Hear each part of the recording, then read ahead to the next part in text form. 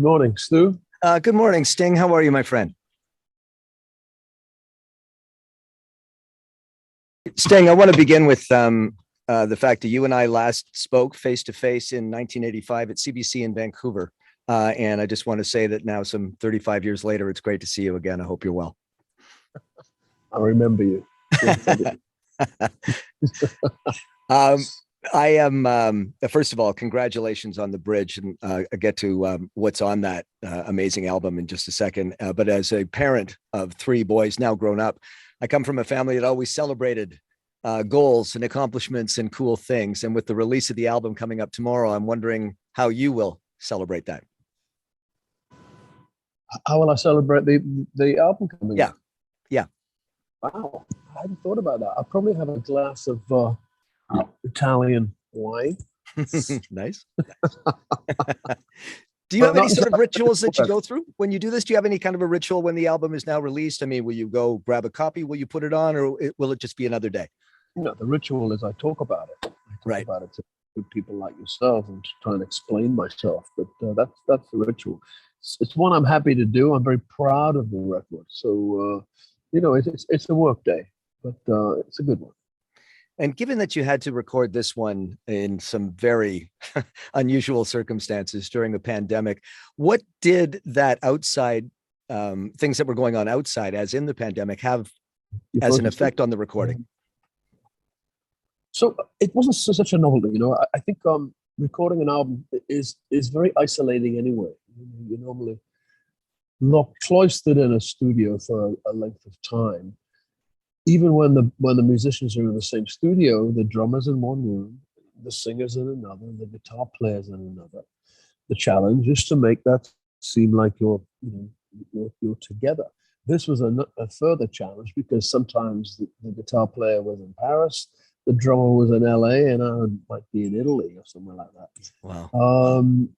But knowing these musicians for decades with a pre-existing rapport and an understanding of what I need, what I want, made it much easier. So it wasn't such a onerous novelty. It was actually what we've been doing for many years. The sound is so unbelievably tight given those circumstances. I mean, to me, it's amazing. And just hearing about the fact that, it was a lot of remote recording, I mean, that's an amazing accomplishment. Well, we have very good engineers who know where to put microphones, and they're real sounds. I think when people use prefabricated sounds to make records tend to sound the same. But every time you move a microphone and air moves, it's different, and it's unique. So I'm very well served by my engineers. You are in fine voice too, I might add, Sting. I'm just wondering what you do in terms of keeping care of that voice. That is, and I mean, especially now because you are full on back working. Yeah, it's I'm not sure how well I look after it. I destroy it most nights singing my leaves for 2 hours at a time. I just did a resident in Vegas, did 8 shows. And I just wonder how it's so resilient. But it is a muscle, and it's a muscle that served me well. I have to look after myself, basically. I have to be pretty healthy because I'm doing the job of a 25-year-old. Yes. What kind of a toll has that had on you? You seem. I was watching a lot of the bridge episodes on TV, and man, even at 9 a.m. in that Paris radio studio, you look like you were full of life and everything was okay. That's my job. I love my work. I really love singing. I love writing. I love recording. But I also like the round of talking about this stuff. It's interesting to me what people think, what people interpret what I've done to be. It's an interesting game to play. I selfishly ask you these next questions because these are my favorite songs on the album. First of all, tell me about Rushing Waters, because that comes at you right away, first cut, and you're like, wow, this is so good. Yeah, I mean, it was chosen to do that, just to be a kind of Rush, very guitar-y rock, and the theme of the record is right there. I mean, there's water all over this record. not quite sure why. Traditionally, I suppose water is a symbol of the subconscious or the feminine. It's a medium which is not natural to human beings. We have to immerse ourselves, and there's some danger in that. But there's also a great reward. When you immerse yourself in water, you are cleansed. There's a kind of religious aspect. There's a therapeutic aspect to it, but it's also dangerous. There is the book of Numbers.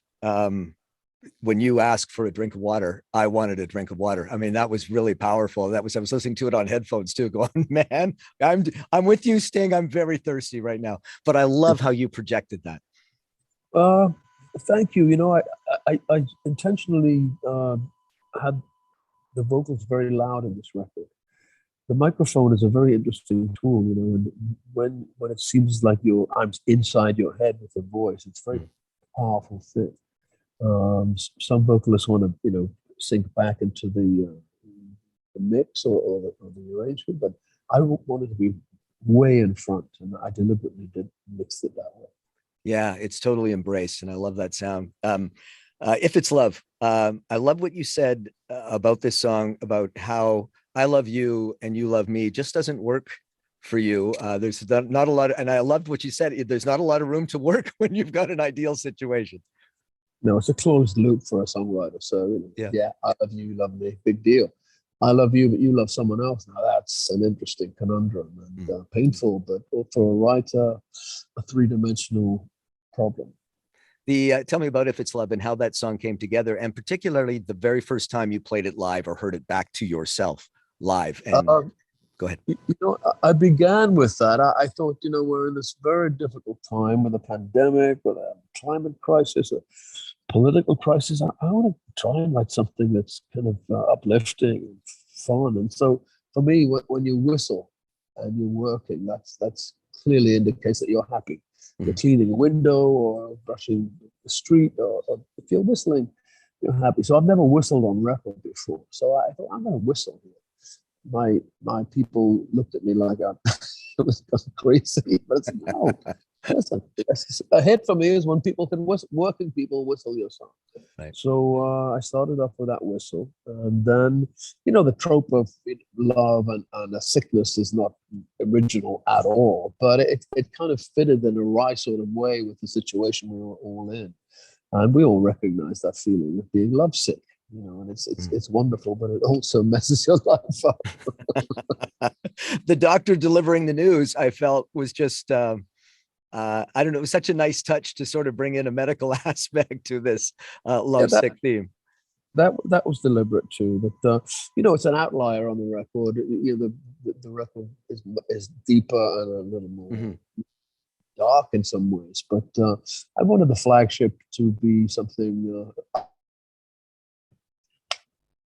Tell me about when you first heard it live, and first heard the band play it live, how that felt.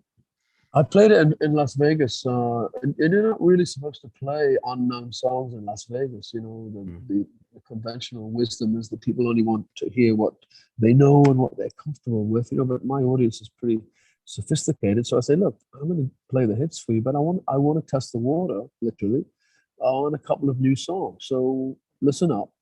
And it went down extremely well, and we said, "Bob, those songs really fit into the whole spectrum of what you're doing." Now you just wrapped up the first part of the Vegas residency, and then it's going to kick off again in June. I will continue to do that. You hope a song will become a hit. The residency in Vegas, my own curiosity. You've got a ton of songs to choose from, and I know you mentioned you were doing some new songs, but what goes into deciding on a repertoire for a show that big?